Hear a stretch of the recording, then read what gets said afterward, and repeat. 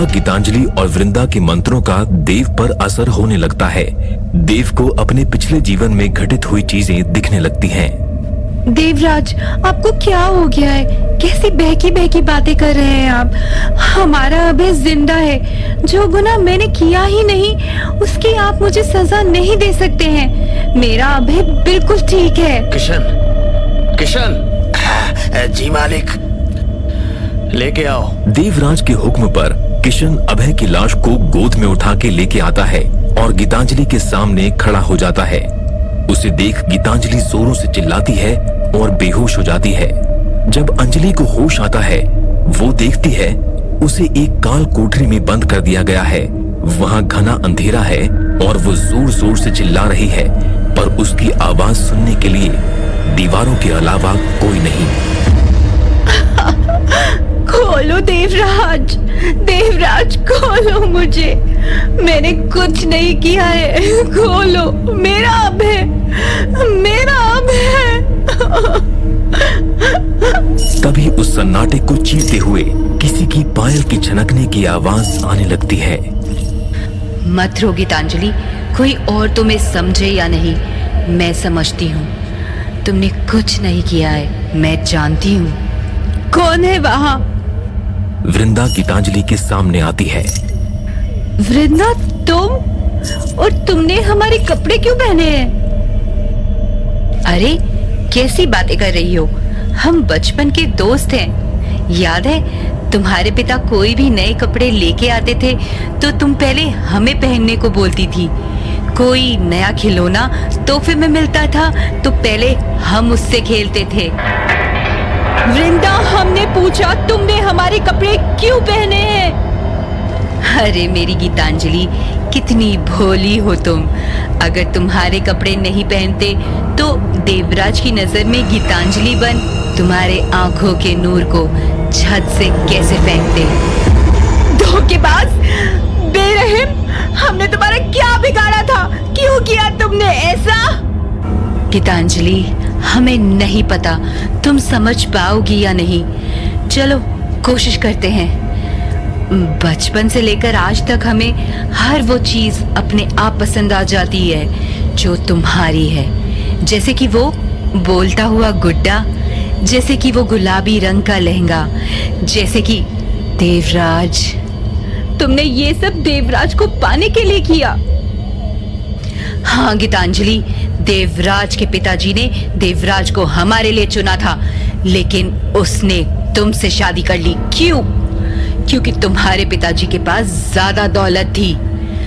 हमारे पिताजी ने हमें चुप रहने को कहा क्योंकि उन्हें तुम्हारे पिता ने दोस्ती का वास्ता दिया था।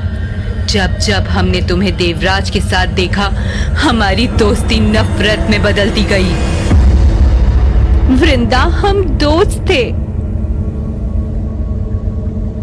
तुम अपने आप को दोस्त बोलती हो? कैसी दोस्त हो? ये नहीं समझ पाई कि हम देवराज को पसंद करते थे, करते हैं और करते रहेंगे।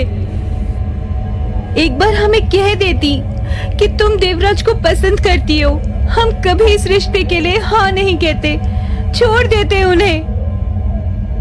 अच्छा, चलो तब नहीं कहा तो अब कह देते हैं, देवराज को पसंद करते हैं, छोड़ दो उन्हें। ये बात सुन गीतांजलि अपना होश खो देती है और उसका गला दबाने लग जाती है। छोड़ दो गीतांजलि, छोड़ दो। हमारे बच्चे ने तुम्हारा क्या बिगाड़ा था? उसे क्यों मारा?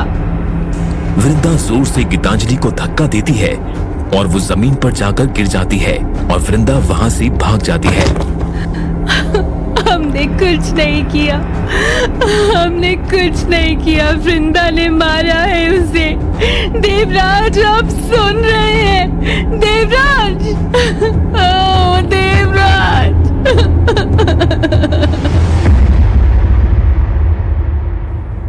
देव, देव। अपना नाम सुन देव नींद से उठ जाता है। उसका पूरा शरीर पसीना पसीना हो जाता है। वो देखता है कि अंजलि उसके सामने खड़ी है। देव, मुझे तुमसे कुछ बात करनी है। अंजलि, तुम ये मत सोचना कि मैंने तुम्हें यहाँ रहने दिया है तो मैं तुम्हें माफ कर दूंगा। ये कभी नहीं हो सकता है। तुम यहाँ सिर्फ इसीलिए हो क्योंकि निखिल ने मुझसे रिक्वेस्ट की थी कि 16 दिन जब तक तुम्हारा इलाज चलेगा तब तक तुम्हें यहाँ रहने दूं।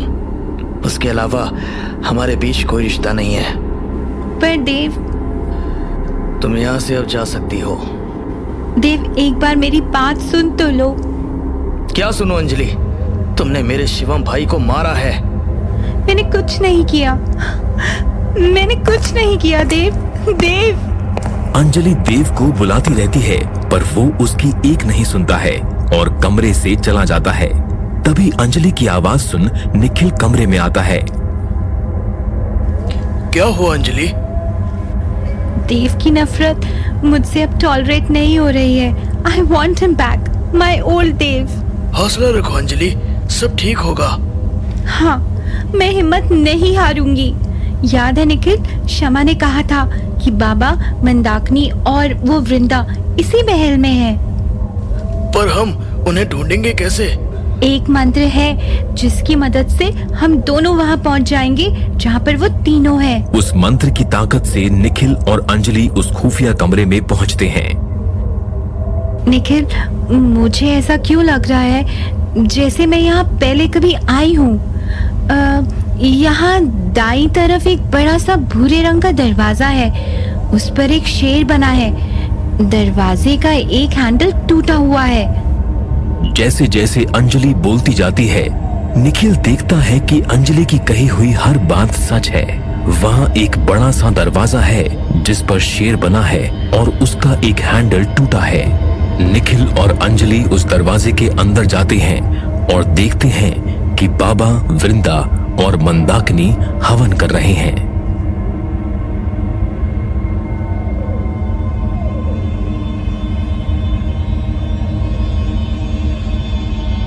आज को कबूल, कल को मैन।